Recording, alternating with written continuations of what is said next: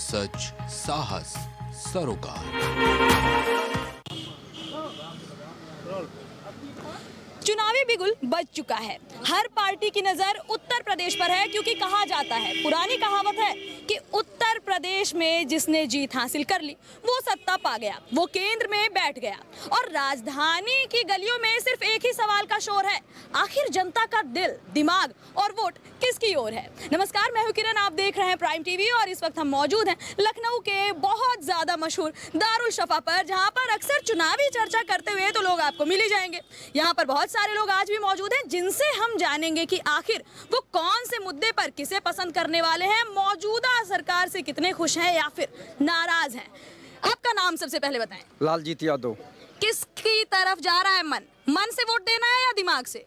देखिए, मन और दिमाग दोनों से वोट देना है, क्योंकि देश के प्रधानमंत्री जी कहे थे ना, 2 करोड़ लोगों को प्रतिवर्ष रोजगार देंगे, देश से भ्रष्टाचार समाप्त करेंगे, देश से महंगाई समाप्त करेंगे, विदेशों में जमा काला धन ला के देश में खुशहाली लाएंगे। उस पर एक कदम नहीं चले, बल्कि इलेक्टोरल बॉन्ड के जरिए लाखों हजारों करोड़ रुपया ये लोग लेन देन किए, और उसके बदले उनको क्या फायदा पहुंचाए, उन धन्ना सेठों को कितना फायदा पहुंचाए हैं, और वो लेने के लिए उनके यहाँ ईडी का पहले छापा डालते हैं, उसके बाद 4-6 दिन बाद उनसे जो है 100 करोड़ का बॉन्ड खरीदवाते हैं, तब जाके उनकी राहत देते हैं। तो ये लेन देन का जो धंधा था, जो प्रधानमंत्री जी कहा करते थे, न खाऊंगा न खाने दूंगा, जीरो टॉलरेंस, भ्रष्टाचार मुक्त भारत, पाई पाई का हिसाब लूंगा, पाई पाई का हिसाब देने के लिए नहीं तैयार हुए। उन्होंने सूचना का अधिकार को जो खत्म कर दिया। उन्होंने कहा इलेक्टोरल बॉन्ड के बारे में जनता को जानने का हक नहीं है कि कौन कितना चंदा दिया, किसको दिया, कितना लिया, क्या हमने उसको दिया, इसके बारे में कोई जानकारी का अधिकार नहीं। अरे तो गृह मंत्री का तो अभी सुबह सुबह बयान आया कि इलेक्टोरल बॉन्ड की अगर बात की जा रही है तो भाजपा को तो खाली 6000 करोड़ मिले हैं, बाकी 14000 करोड़ तो बाकी पार्टियों को गया है। 6000 करोड़ का ही तो वो जवाब दें, और बाकी को जो मिला है वो भी जवाब दे। हम भ्रष्टाचार के खिलाफ हैं। आपके देश की जनता केवल भ्रष्टाचार के खिलाफ रहती, क्योंकि भ्रष्टाचार ही भारत के लिए अभिशाप बना हुआ है। अगर वो भ्रष्टाचार न होता तो यहाँ खुशहाली आ गई होती। जितनी सरकारें गई भ्रष्टाचार के नाम पे, एक जमाना सुनी होंगी 2G स्पेक्ट्रम, कोयला घोटाला, उस पर सरकारें चली गई थी।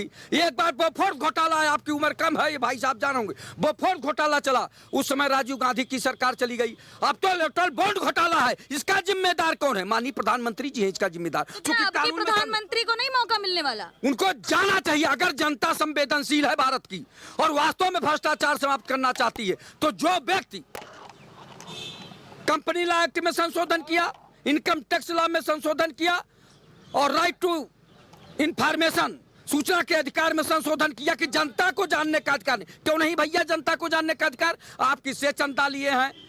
पाकिस्तान से लिए हैं कि अमेरिका से लिए हैं कि इटली से लिए हैं या रोम से लिए हैं, रूस से लिए, किससे चंदा आपने लिया? तो मतलब भ्रष्टाचार के बलबूते पे, मतलब भ्रष्टाचार ज्यादा हो रहा है, इसीलिए इस बार प्रधानमंत्री मोदी नहीं चाहिए आपको। इनके राज में, राम राज में हुआ, ये जंगल राज में हुआ होता, माफिया राज में हुआ था, गुंडा राज में हुआ था, तो हम लोग मानते कि ये तो ऐसे आदती है। लेकिन ये राम राज की परिकल्पना करने वाले जब इतना बड़ा भ्रष्टाचार कर लिए, जनता का विश्वास उठ गया। और चुनाव होगा बेरोजगारी पर, देश के विकास पर, चिकित्सा शिक्षा पर, इस पे क्यों नहीं बात करते हैं? गरीबी पे, बेबसी, लाचारी पे क्यों नहीं इस पे बात होती है? ये भी मुद्दा है। समान शिक्षा का अधिकार मुद्दा है, इस पे तो बात होती नहीं। जहाँ गरीब का बेटा पढ़े, वहाँ जो है डीएम का भी बेटा पढ़े, वहाँ बड़े नेताओं का भी बेटा पढ़े, तब न समानता आएगी, नहीं तो समानता जीवन भर नहीं आएगी। ठीक है बाबा, राम राज में साहब का कहना है कि राम राज में इतना बड़ा भ्रष्टाचार हो गया, इलेक्टोरल बॉन्ड की बात कर रहे हैं। आप किस मुद्दे पर वोट देने जा रहे हैं इस बार? नहीं, हम तो यही सनातन की सुरक्षा, हिंदुस्तान की सुरक्षा, हिंदुस्तान के जनमानस के 80% जनता की सुरक्षा, 80% जनता के खुशी के ऊपर हम लोग वोट करेंगे।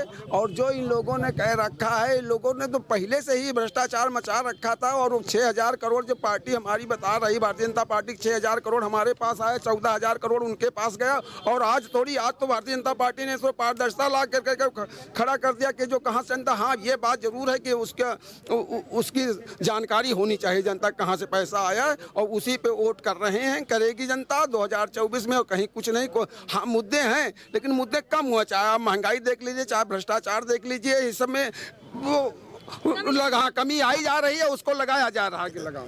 बाबा का कहना है कि भ्रष्टाचार कम हुआ है, महंगाई कम हुई है, सब कुछ अच्छा हो रहा है। क्या कहना चाहेंगे आप, किसको वोट देने जा रहे हैं इस बार? सही कहना है बाबा जी का, बिल्कुल सही कहना है। अब तो भ्रष्टाचार का अभी लगाया लगाया है सर ने तो कि लगते रहेंगे मैडम। सनातन और भारतीय संस्कृति की सुरक्षा के विषय पर केवल, बाकी कोई मुद्दा नहीं है। मतलब सनातन की सुरक्षा चाहिए बस, और कुछ नहीं। बेरोजगारी, महंगाई, महिलाओं की सुरक्षा को लेकर के जो बातें हो रही हैं, कोई मुद्दा नहीं, उसमें कोई मुद्दा ही नहीं है इनके पास। अगर क्या कहते हैं आप 2014 का मैनिफेस्टो उठा के आप देख लें तो उन्होंने जितने वादे गिनाए थे उनमें से एक भी पूरा नहीं हुआ। और ये लोग कहते हैं राम मंदिर उन्होंने बनवाया, तो सुप्रीम कोर्ट क्या उनके अधीन होकर काम किया है? सुप्रीम कोर्ट के आदेश पे बना है कि इनके आदेश पे बना है ट्रस्ट। और जब राम मंदिर निर्माण हुआ है तो वो भी एक ट्रस्ट ने कराया है, गवर्नमेंट ने नहीं कराया है। तो ये किस चीज़ का क्रेडिट लेते हैं? अगर क्रेडिट लेते हैं तो पुलवामा हमले का भी ले हैं, और जो हाथरस कांड हुआ उसका भी क्रेडिट ले, BHU में जो कांड हुआ उसका भी क्रेडिट ले, मणिपुर में जिस तरह से घुमाया गया लोगों को उसका भी क्रेडिट ले हैं, अभी इलेक्ट्रॉल बॉन्ड का भी क्रेडिट ले। तो हर चीज़ का फिर अगर ये सिर्फ राम मंदिर का ही क्रेडिट लेना चाहते हैं, जो इनकी सरकार में जो काम हुए, अभी जो पेपर लीक हुआ उसका भी क्रेडिट लें, तो क्रेडिट ले ना। फिर ये पूरी तरह से बेरोजगारी इनके लिए मुद्दा नहीं है, क्योंकि शिक्षा मुद्दा इनके लिए नहीं है, क्योंकि ना पढ़ेगा इंडिया ना आगे बढ़ेगा इंडिया। जी बिल्कुल। ये लोग तो आप लोग भी है, कितना पढ़ाई हुई है हम भी जानते हैं। समझ लो 95 में ये स्थिति होती थी कि आप जाइए परीक्षा के एक दिन पहले जा करके आप KKC KKB वगैरह में जमा कर दीजिए फीस 300 रुपया और ले लीजिए अपनी मार्कशीट। समझ लो कितना शिक्षा का बढ़ाया है और देश को कहाँ ले गए। देश अगर तुम 10 साल में, चाहे 10 साल के लड़के जो 60 साल वाले उसकी तुम परिकल्पना कर रहे हो, देश आगे बढ़ रहा है। देश का तुम जो कांग्रेस ने, अन्य पार्टियों ने जो इसको बर्बाद करके ला के रख दिया, जो 5-5, 10-10 हजार करोड़ लोगों घर में निकल रहे हैं, कहाँ से निकल रहे हैं? देखिए पहली चीज़ तो इन्होंने 1995 की बात करी, ठीक है। 1995 से और अभी तक के इतिहास उठा के देख लीजिए, सबसे ज़्यादा IAS PCS कहाँ से निकलते हैं? यूपी और क्या कहते हैं बिहार से। उसके बाद बात करते हैं स्कूल की, शिक्षा की। एक केंद्र में स्कूल का नाम बता दे, सिर्फ एक केंद्र में स्कूल है, केंद्रीय विद्यालय, वो भी क्या कहते हैं कांग्रेस के समय का बना हुआ। इनके समय में कौन सा स्कूल का उद्घाटन हो गया ये बता दो, उद्घाटन ही सिर्फ बता दें। ठीक है, आप क्या कहना चाहते हैं? देखिए, जब कह रहे हैं कि पहले नकल होती थी, तो अब तो 7 साल से माननीय मुख्यमंत्री जी हैं, वर्तमान मुख्यमंत्री, भाजपा के मुख्यमंत्री, और 10 साल में देश के प्रधानमंत्री हैं। तो अब तो इनका मुद्दा है। आप बताइए, जो BSc MSc कर चुका है बच्चा, इनके सरकार में किया ना, यहाँ तो नकल नहीं हुआ है। वो नौकरी मांगने आ रहे हैं, उनको तो नौकरी दीजिए। पहले वालों के लिए जब कह रहे हैं, जब यही बात आती है कि जब सरकार से पूछा जाता है, जो सत्ता में सरकार रहेगी उसी से सवाल पूछे जाएंगे। जब उनसे पूछा जाता है तो ये लोग क्या कहते हैं, पूर्ववर्ती सरकारों को देखिए, पूर्ववर्ती सरकार। जब हमने कह दिया कि जंगल राज, माफिया राज, गुंडा राज के थे, तो अब तो राम राज की सरकार है, तो अब तो सही काम करिए भैया। पीछे क्यों ले जाते हैं, आगे ले जाइए। बिल्कुल सही बात है। बेरोजगारी मुद्दा है, क्योंकि लगातार उत्तर प्रदेश में 2 बड़े एग्जाम हुए। देश की सबसे बड़ी भर्ती निकाली गई, उत्तर प्रदेश पुलिस भर्ती परीक्षा की, लेकिन उसमें भी पेपर लीक हुआ। योगी सरकार बैकफुट पर आई, परीक्षा को निरस्त किया गया। फिर RO एग्जाम में भी वही हुआ। सर, कौन से मुद्दे पर वोट देने जा रहे हैं इस बार? राम मंदिर के मुद्दे पर वोट देने जा रहे बस राम मंदिर बन गया, उसी मुद्दे पर वोट देना है? हैं। यस, बाकी कोई मुद्दा है ही नहीं? कोई मुद्दा नहीं। सरकार कोई आएगी, महंगाई वैसे रहेगी। अरे तो आपको याद होगा, कांग्रेस की सरकार में जब सिलेंडर 400 रुपए था, तब तो स्मृति ईरानी धरने बैठ गई थी। अब सिलेंडर कितने का है? 400 रुपए था। हाँ। तो 350-400 रुपए जो सब्सिडी आती थी, प्लस बाकी की सब्सिडी जो है सरकार जो है पेट्रोलियम कंपनी को देती थी। हाँ। पर वो निकाल के देख लीजिए ना, रिकॉर्ड है। मतलब कुल मिलाकर के राम मंदिर के मुद्दे पर ही इस बार उत्तर प्रदेश में वोटिंग्स होंगी।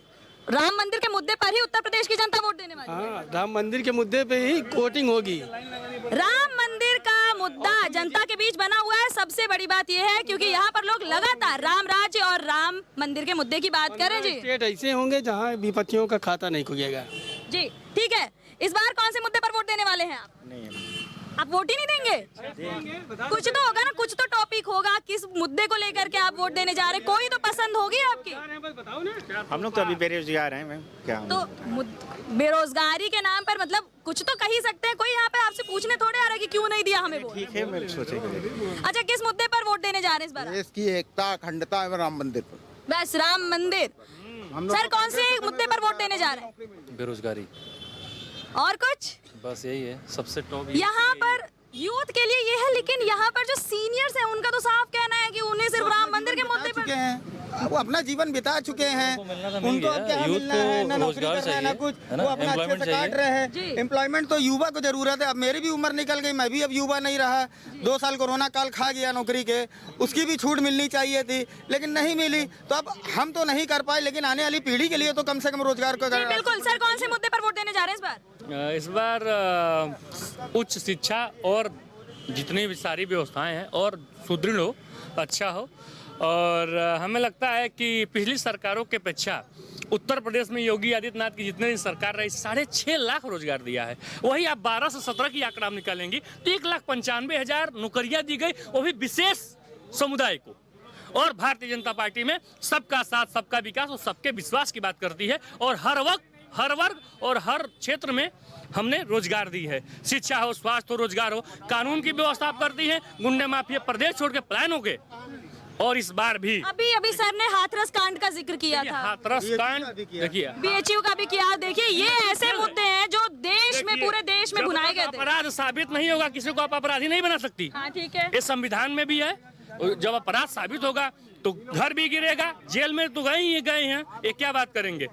कोई भी बात हो, कोई भी अगर यहाँ दुर्व्यवहार करेगा उसको उसी भाषा में, जिस भाषा में समझेगा, समझाया जाएगा। ये योगी आदित्यनाथ कोई बात नहीं करता। 90 में जो कश्मीरी पंडित भगाए गए, कोई बात नहीं करेगा उनको। रखने के बाद 370 रखने के बाद वहाँ पे जितने कश्मीरी पंडित जो आए थे पलायन करके, उनको सब स्थापित कर दिया गया। कश्मीर में 370 वो सही रहा। इन लोगों की किए जा रहे हैं, इसीलिए NRC आया। वही है जो तुम लोगों की भाषा थी, उसीलिए NRC आया। अब सब किए जाएंगे जो बाहर हमारे हिंदू होंगे या सिख होंगे, सब ला करके उनको यहाँ पे किया जाए, इसीलिए लाया गया। और कुछ नहीं, आप लोग करते रहे विरोधी इसी तरह। देश में खाइए, देश में हगिए, देश को कोई मुद्दा नहीं है। इस बार नरेंद्र मोदी जी सबका साथ, सबका विकास, सबके विश्वास से 400 पार सीटें इस बार आने जा रही है। और केंद्र में प्रचंड बहुमत की सरकार बनेगी, कोई माइक लाल रोक नहीं पाएगा। जी बिल्कुल। दादा, अरे बताइए तो। अच्छा, चलिए ठीक है। कौन से मुद्दे पर वोट देने जा रहे हैं इस बार आप? हमारा ये वोट जी शिक्षा, बेरोजगारी, महंगाई, ठीक है, स्वास्थ्य, इस पर चाहिए वोट देना। यही तो भाजपा ये सारे मुद्दे पूरे कर पाई या नहीं? भाजपा में कुछ भी नहीं, जीरो। भाजपा जीरो है। और जो इतने सारे वादे दावे दिखा रही है भाजपा, इतना कुछ कर रही है, इतने सारी सौगात दे रहे हैं CM योगी, डेली किसी न किसी जिले में जा रहे हैं। पेपर कहीं ग्राउंड पर दिखा दीजिए हमको। ग्राउंड पे कुछ नहीं किया भाजपा ने? कुछ नहीं, हम भी देख रहे हैं, हमारे पास भी दिमाग है, आंखें। तो इस बार वोट देने किसे हमारे, मतलब भाजपा को मौका नहीं देंगे? बस कतई नहीं देंगे। बिल्कुल। सर, कौन से मुद्दों के साथ इस बार वोट देने जा रहे हैं आप? हम चाहते हैं कि मतलब लोगों को रोजगार मिले और सभी विभाग में भर्तियां की जाएं। लेकिन देखिए, बात ये भी है ना कि एक और भाजपा का तो दावा है, रोजगार भी दिया है, सुरक्षा भी है, लेकिन विपक्ष बार बार इसी मुद्दे पर घेरता है कि नहीं, ना रोजगार है, ना सुरक्षा है, कुछ भी नहीं किया। भाजपा या इंडी गठबंधन? देखिए, समय बताएगा किसको वोट देंगे। समय पता है, मतलब तो पता चल ही गया होगा। भाजपा तो 10 साल से शासन में है, पता तो चल ही गया होगा ना। नहीं, वो तो है ही, उसमें गलत नहीं है। तो सही बताइए, वोट देने किसे जा रहे हैं? बस भाजपा है दिल में या नहीं? नहीं, देखिए, जो अच्छा करेगा उसको वोट मिलेगा। उसमें किया है या नहीं भाजपा ने? अच्छा, इस खुल के तो बताइए। किया है। मतलब भाजपा को ही वोट देने जा रहे हैं आप? किया है, लेकिन कुछ काम अभी पेंडिंग है। मतलब अभी आप कंफ्यूज हैं कि वोट देना किसे है? नहीं, कंफ्यूज नहीं है। अच्छा, मतलब आपको सब कुछ पता है, PM मोदी को ही वोट जाएगा। भैया, कौन सा मुद्दा, वोट देने जाना है कि नहीं? नहीं, वोट तो देना ही है। किसे वोट देने जा रहे हैं? ये पार्टी जो युवाओं को बेरोजगार करेगी, उसको कोई थोड़े ना वोट करेगा। मतलब इनडायरेक्टली आप बड़ा बयान दे रहे हैं? बड़ा क्या, मतलब नहीं, भाजपा बिल्कुल पसंद नहीं है। सारे युवा रोड पे घूम रहे हैं। हाँ। 2 करोड़ का दावा करके, वादा करके और युवाओं को लाठी से पीटी जा रही है। यही तो है इनका। इनको वहाँ वोट जहाँ मिलेगा, चंदा दो और धंधा लो। बस यही इनका सिस्टम है। जो चंदा देगा वो उनको रोजगार देंगे। लेकिन देखिए, बार बार सत्ता पक्ष की ओर से ये भी तो कहा जाता है कि विपक्ष के पास कोई चेहरा ही नहीं है प्रधानमंत्री का। तो प्रधानमंत्री चेहरे पे वोट देना है या फिर जो आपके संसदीय क्षेत्र से प्रत्याशी होगा उसे वोट देना है? हम लोग प्रधानमंत्री नहीं चुनते हैं। हाँ। हम लोग सांसद चुनते हैं। अरे, यहाँ बहुत बड़ी जनता है जो सिर्फ PM मोदी के नाम पे वोट दे रही है, अभी हमने पीछे सुना है। अरे ठीक है, PM मोदी के नाम पे वोट देती है। महात्मा गांधी को लोग बापू के नाम से जाने। बाकी बहुत सारे नेता है जो एक उपनाम रखे, हमारे भी प्राइम मिनिस्टर हैं, केवल कह दो फेंकू तो सब समझ जाते हैं, इतने बड़े उपनाम लेके चलते हैं जी। तो इनका नाम और उपनाम मिला हुआ है, क्या काम करते हैं और कैसे जनता में इनकी छवि है जी। इसी से जनता समझ जाती है।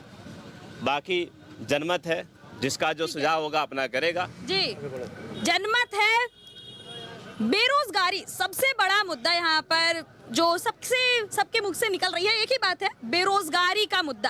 कौन से मुद्दे पर वोट देने वाले इस बार और किसको देने वाले, कुछ सोचा है? जी, बेरोजगारी के मुद्दे पे इस प्रदेश में जितनी भी परीक्षाएं हुई हैं, पिछले साल आप देखे थे कि यूपीपी की निकली थी भर्ती, 50 लाख बेरोजगारों ने फार्म डाला था। 17 और 18 तारीख को परीक्षा था, परीक्षा रद्द हुआ। आरओ की निकली थी, समीक्षा अधिकारी की, उसकी परीक्षा रद्द हो गया।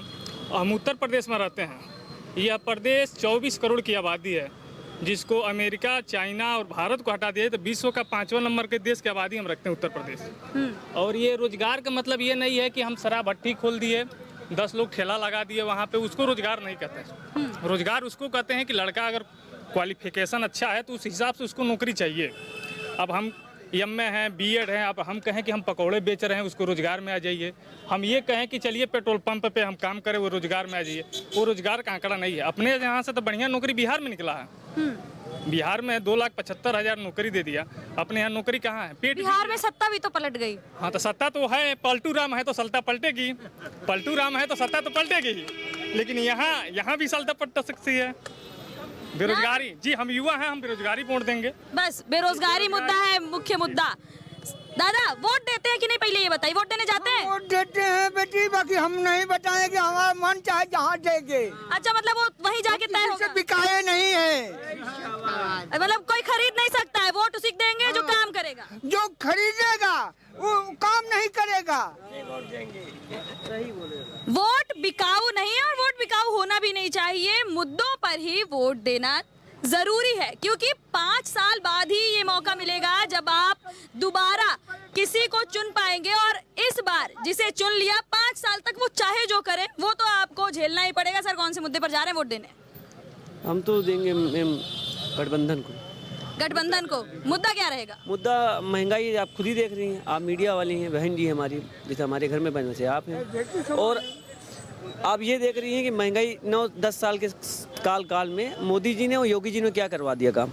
जो माननीय अखिलेश यादव, माननीय मुलायम सिंह जो काम करवाए थे, माननीय अखिलेश यादव जी करवाए थे काम, वो इन्होंने एक काम भी इनके सरकार में रहते हुए 10 साल की सरकार में अगर कोई भी विकास लखनऊ का हुआ तो बताइए।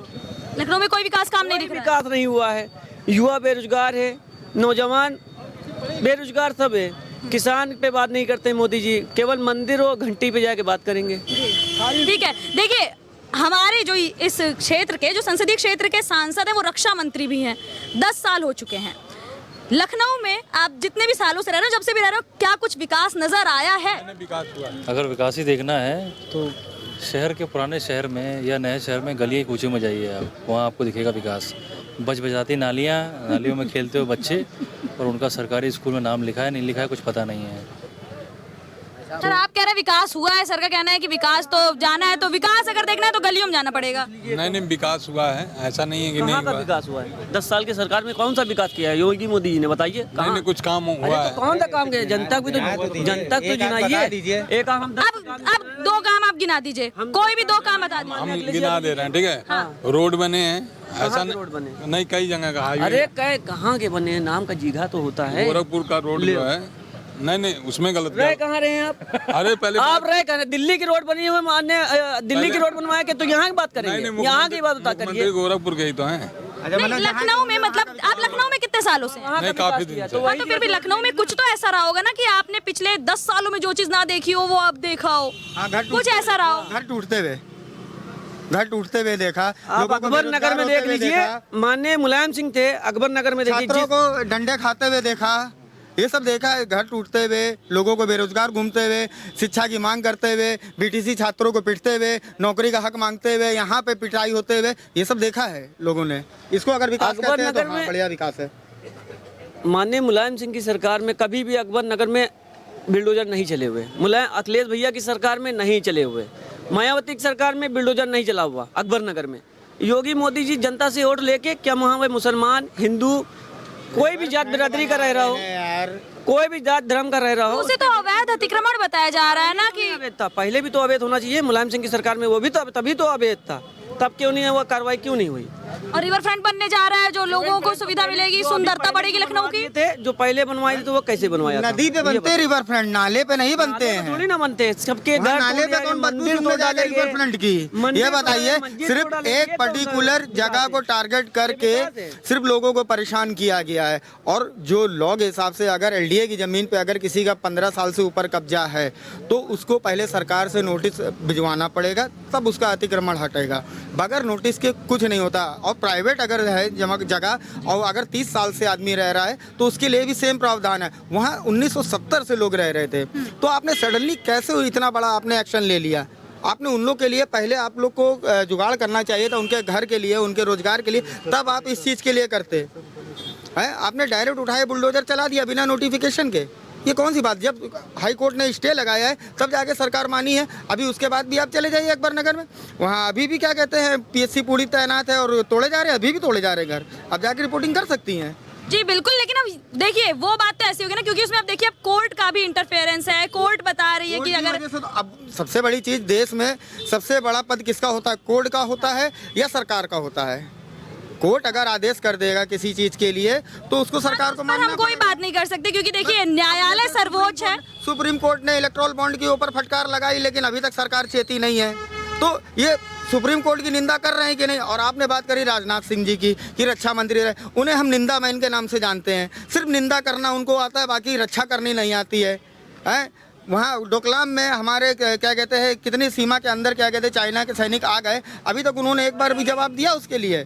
कितनी जमीन हमारी अतिक्रमण हो गई, उसमें कोई जवाब दिया? कितने वहाँ गांव बसा ली चाइना में, किसी ने जवाब दिया? और उल्टा कहते हैं कि हमारे यहाँ कोई प्रधानमंत्री मोदी जी कहते हैं हमारी सरहद में कोई नहीं घुसा।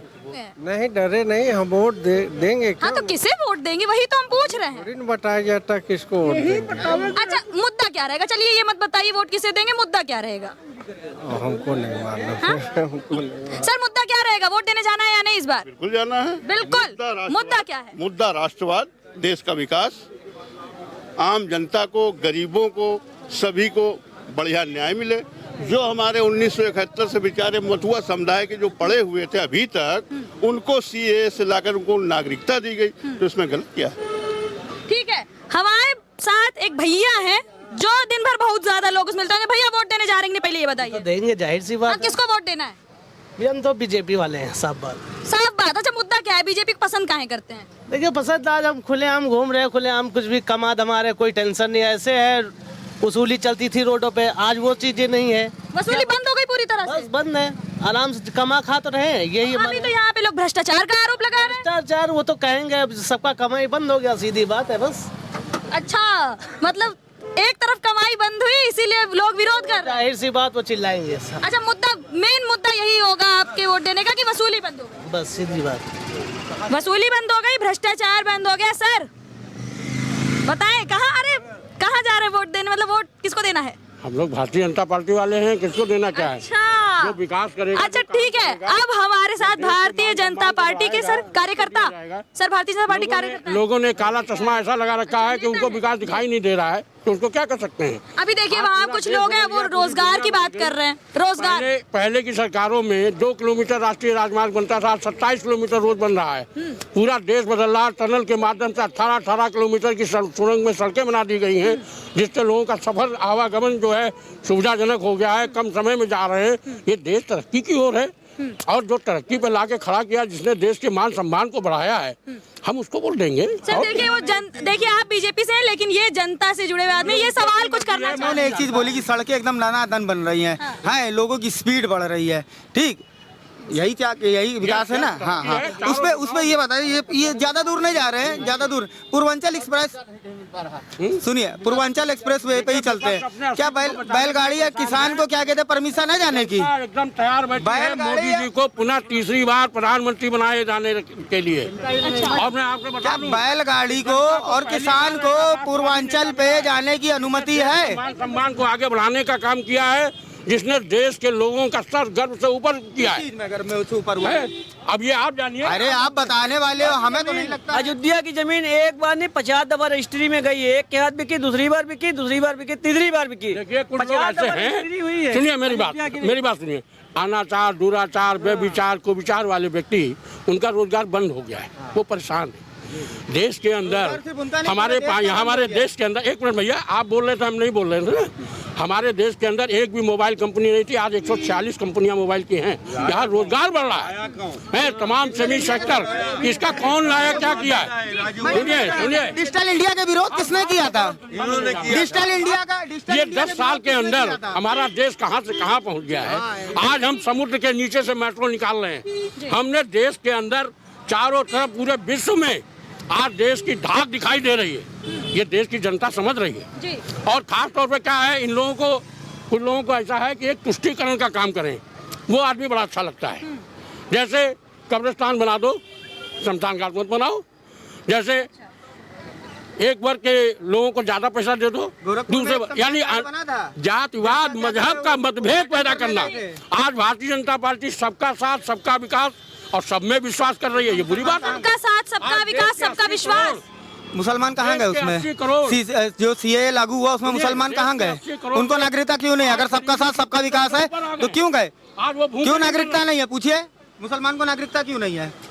देखिए, क्यों नहीं है? पाकिस्तान में और बांग्लादेश, आप जानते हैं इस्लामिक कंट्री है, उनको कौन प्रताड़ित करेगा? इस्लामिक कंट्री में प्रताड़ित वो होते हैं जो अल्पसंख्यक होते हैं, ठीक है ना, जो यहाँ पर प्रताड़ित हैं। आप इसका आंकड़ा गवाह है, हमारे हिंदुस्तान में हमारे सभी मजहब पंथ के लोग मानने वाले फल फूल रहे हैं। पाकिस्तान में 8% हिंदू थे, आज 1% भी नहीं रह गए। तो आप बताइए क्या स्थिति है वहाँ की? तो वहाँ से जो प्रताड़ित होके आ रहे हैं, जी, वो जो प्रताड़ित होकर आ रहे हैं, क्या भारत उनको अपने पास नहीं ला सकता है?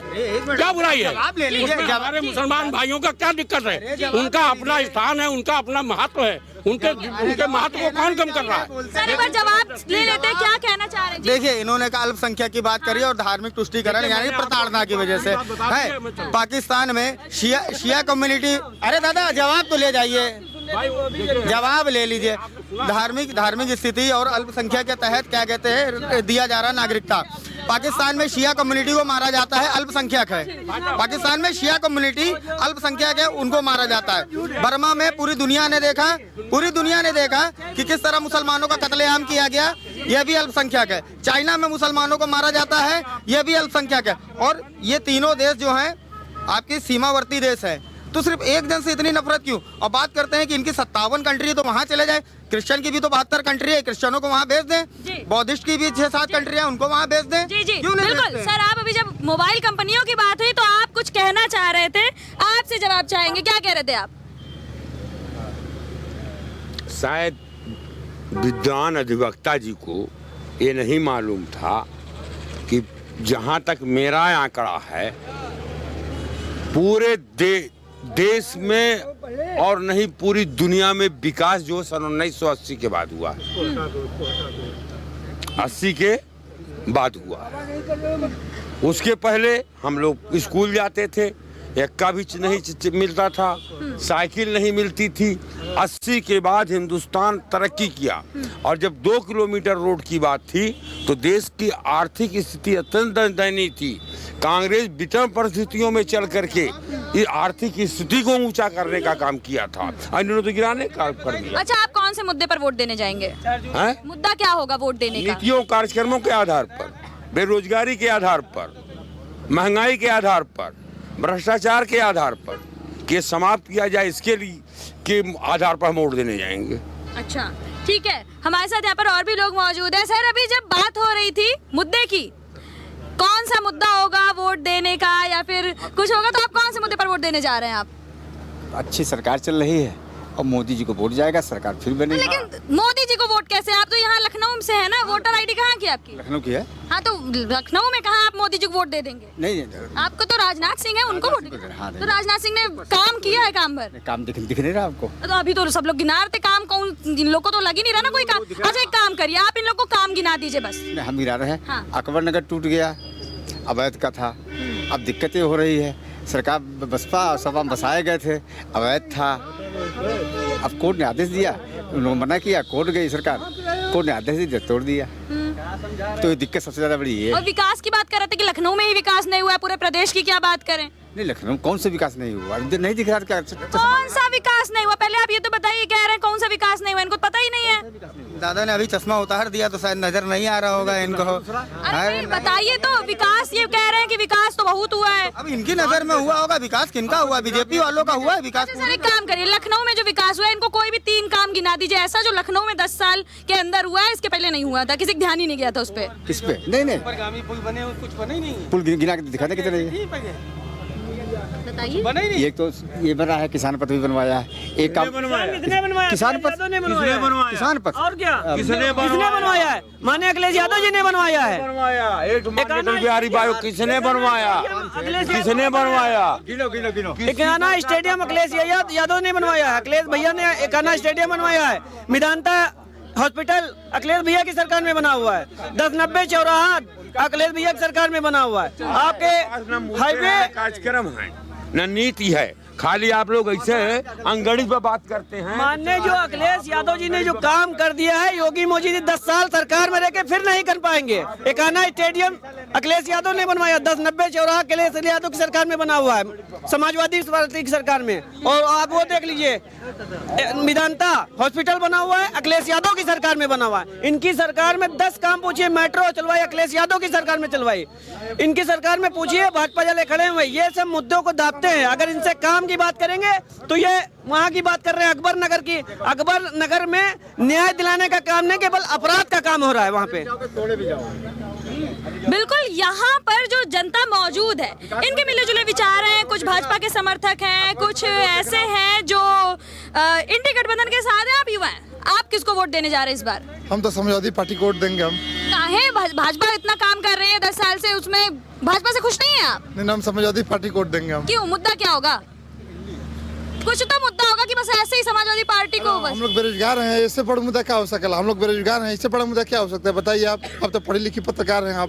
तो मतलब बेरोजगारी, यहाँ पर तो लोग इतना सारा काम गिना रहे, सिर्फ बेरोजगारी से मतलब इन लोग को तो बेरोजगारी से कोई मतलब ही नहीं है। रोड पे गाय भैंस घूम रहे हो, हम लोग भी रोड पे युवा घूम रहे हैं, नौजवान बेरोजगार घूम रहे हैं। महंगाई चरम सीमा पे है, इससे बड़ा क्या अपराध हो सकता है? बताइए आप। महंगाई और बेरोजगारी, और कहा जाता है युवा ही देश का भविष्य होता है, और ये वही जनता है जो तय करेगी कि 2024 लोकसभा चुनाव का ताज किसके सिर पर सजेगा। सर, किसे वोट देने जा रहे हैं इस बार? समाजवादी पार्टी को वोट करें। समाजवादी पार्टी को काहे? मुद्दा क्या है? मुद्दा है जी विकास। 7 साल में इन्होंने कोई विकास नहीं किया, न कोई कार्य किया है। समाजवादी पार्टी जो विकास अभी तक कोई नहीं किया। अब तक कोई विकास। तो चुनाव तो लोकसभा का है ना, बात तो ये भी है। तो गठबंधन को ही वोट जाएगा बस, कुल मिला के भाजपा खुश नहीं है आप लोग। चूँकि बलिया का रहने वाला हूँ मैं, और जो बलिया में विकास हुआ है तो किसी पार्टी ने नहीं किया है, वो चाहे स्पोर्ट कॉलेज हो। भी बहुत दुखी है भाई साहब। देखिए, युवा है, इनको नौकरियां है नहीं। युवा के पास में जब नौकरी नहीं होगी तो माँ बाप शादी कहाँ कर देंगे? आप बताइए। देखिए, कुल मिलाकर के यहाँ पर जो जनता से बात हुई, मिले जुले रिएक्शंस मिले, लेकिन एक मुद्दा जो सबसे ज्यादा चर्चा में बना रहा वो रहा बेरोजगारी। और अगर जो भी भाजपा के पक्ष में है, जो भी भाजपा को वोट देना चाहता है, उसका कहना है कि विकास कार्य हुए हैं। राम मंदिर भी मुद्दा बना हुआ है, जो लगातार बात हो रही थी कि पता नहीं राम मंदिर के मुद्दे पर वोट देगी जनता या नहीं। तो ये चीज तो साफ हो चुकी है कि राम मंदिर लोगों के दिलो जहन में बैठा हुआ है, राम मंदिर मुद्दा बना ही रहेगा। फिलहाल ये थी आज के रिएक्शंस, ये थी जनता के दिल की बात। ऐसी तमाम रिएक्शंस हम आप तक पहुंचाते रहेंगे। कैमरा पर्सन मिथिलेश के साथ मैं किरण, प्राइम टीवी, लखनऊ। कुछ भाव पुष्प। आप देख रहे हैं प्राइम टीवी, सच साहस सरोकार। प्रधानमंत्री श्री नरेंद्र मोदी का संकल्प है कि देश का हर नागरिक पोषित, सशक्त और समर्थ बने। जब पूरा विश्व इस सदी की सबसे बड़ी महामारी कोविड-19 से जूझ रहा था, उस दौरान प्रधानमंत्री श्री नरेंद्र मोदी जी के नेतृत्व में भारत सरकार ने प्रधानमंत्री गरीब कल्याण अन्न योजना का संचालन कर देश के गरीबों की खाद्य सुरक्षा सुनिश्चित की। इसी संवेदनशीलता को जारी रखते हुए आज 80 करोड़ से भी ज्यादा लोगों को मुफ्त अनाज दिया जा रहा है। सभी को अनाज, पोषित समाज। हरी कृपा रामबाण तेल इस्तेमाल करने का क्या प्रभाव पड़ा? मैम, हमने टीवी पे ऐड देखा रामबाण तेल का, तो उसको मैं बच्चों से कह के मंगवाया।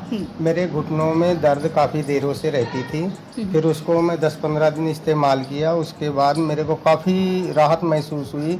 कामकाज में, भाग दौड़ में मेरा काफ़ी मतलब ठीक ठाक रहा। अब उससे हमको बहुत ज़्यादा राहत है। मैं मार्केटिंग का काम अपने आराम से कर लेता हूँ।